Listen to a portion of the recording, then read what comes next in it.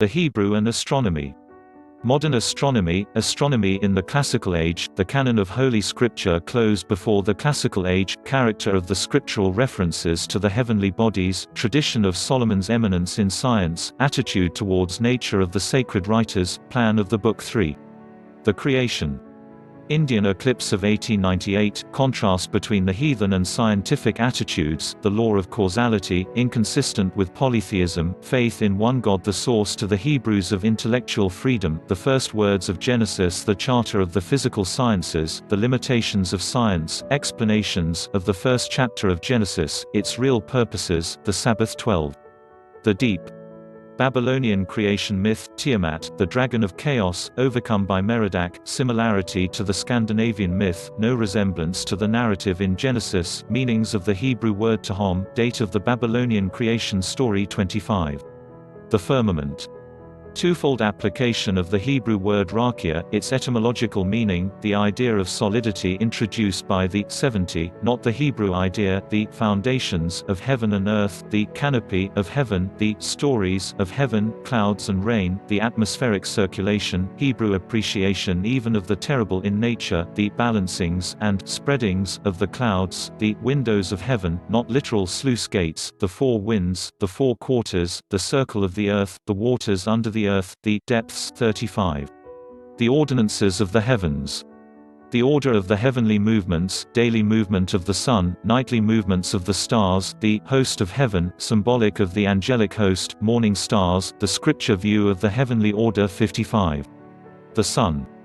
The double purpose of the two great heavenly bodies, symbolic use of the sun as light giver, no deification of the sun or of light, solar idolatry in Israel, Shemesh and Heres, sun spots, light before the sun, under the sun, the circuit of the sun, sunstroke, variableness, our present knowledge of the sun, Sir William Herschel's theory, conflict between the old science and the new, Galileo, a question of evidence, a question of principle 63.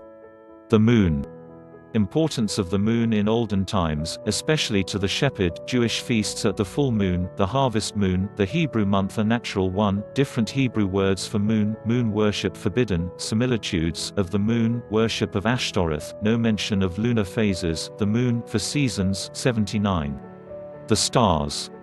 Number of the stars, magnitudes of the stars, distances of the stars 95.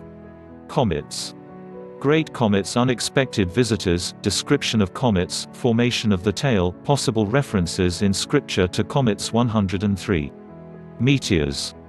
Aerolites, Diana of the Ephesians, star showers, the Leonid meteors, references in Scripture, the aurora borealis 111. Eclipses of the sun and moon. Vivid impression produced by a total solar eclipse, eclipses not omens to the Hebrews, eclipses visible in ancient Palestine, explanation of eclipses, the Saros, scripture references to eclipses, the corona, the Egyptian winged disk, the Babylonian ring with wings, the corona at minimum 118. Saturn and astrology. The 7 planets, possible scripture references to Venus and Jupiter, or god Remphan, probably Saturn, the Sabbath and Saturn's day, R. A. Proctor on the names of the days of the week, order of the planets, Alexandrian origin of the weekday names, the relation of astrology to astronomy, early Babylonian astrology, Hebrew contempt for divination.